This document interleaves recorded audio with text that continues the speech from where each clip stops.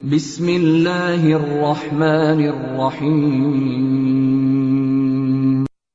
السلام علیکم۔ گریڈ 7 تیسری سماہی کا ہمارا جو دوسرا چیپٹر ہے وہ ایک نظم ہے جو کہ والدہ مرحومہ کی یاد میں، یعنی کہ اپنی والدہ مرحومہ کی یاد میں علامہ اقبال نے ایک نظم لکھی تھی جس کو کہ آج ہم ریڈ کریں گے۔ آئیے اس کی ریڈنگ سٹارٹ کرتے ہیں۔ کس کو اب ہوگا وطن میں آہ میرا انتظار، کون میرا خط نہ آنے سے رہے گا بے قرار۔ جب ان کی والدہ کی ڈیتھ ہوئی تو انہوں نے اپنی والدہ کے لیے یہ نظم لکھی تھی، اور اس میں وہ کہہ رہے ہیں کہ میرا اب کس کو انتظار ہوگا اور میرے لیے کون بے قرار، بے چین، یعنی بے قرار کا مطلب ہوتا ہے بے چین، کہ میرے لیے کون بے چین ہوگا۔ خاک مرکت پہ تیری لے کے یہ فریاد آؤں گا، اب دعائے نیم شب میں کس کو میں یاد آؤں گا۔ مرکت کا مطلب ہوتا ہے قبر، فریاد کا مطلب ہوتا ہے شکوہ، نیم شب کا مطلب ہوتا ہے آدھی رات، یعنی کہ میں تیری قبر پر یہ فریاد لے کر آؤں گا کہ آدھی رات کو کون مجھے یاد کرے گا اور کون میرے لیے دعا کرے گا۔ تربیت سے تیری میں انجم کا ہم قسمت ہوا، گھر میرے اجداد کا سرمایہ عزت ہوا۔ آپ کی تربیت کی وجہ سے ہی میں نے دنیا میں یہ مقام پایا ہے، اور میرے آبا و اجداد کا، میرے باپ دادا کو جو گھر ہے اس کو عزت آپ ہی کی وجہ سے ملی ہے۔ دفتر ہستی میں تھی زرعی ورق تیری حیات، تھی سراپے دین و دنیا کا سبق تیری حیات۔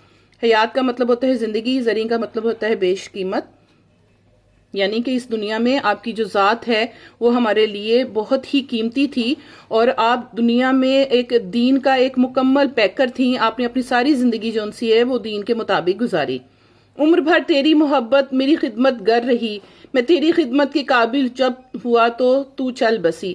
ساری زندگی آپ نے میری خدمت کی، مجھے پالا پوسا بڑا کیا، اور جب میں اس قابل ہوا کہ میں آپ کی خدمت کر سکوں تو آپ اس دنیا سے چلی گئیں۔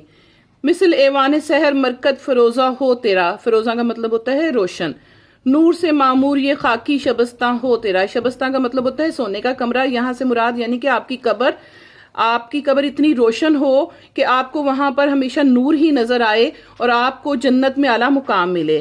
آسماں تیری لحد پر شبنم افشانی کرے، سبز نو رستہ اس گھر کی نگہبانی کرے۔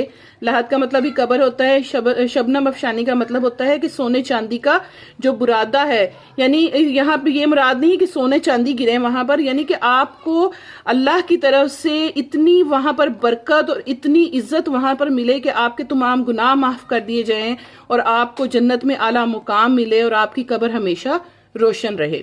جی گرلز، آپ لوگوں نے اس نظم کی ریڈنگ کی میرے ساتھ، آپ نے اس کے مشکل الفاظ کے معنی کرنے ہیں، اس کو اچھی طرح ریڈ کرنا ہے اور سمجھنا ہے کہ شاعر نے یہ جو الفاظ یوز کیے ہیں وہ اپنی ماں کے لیے، اس میں کیا کہنے کا ان کا مقصد تھا، وہ ہمیں کیا پیغام دینا چاہتے تھے۔ انشاءاللہ اگلی ویڈیو میں ہم اس کا شارٹ سلیبس کریں گے۔ اوکے، اللہ حافظ۔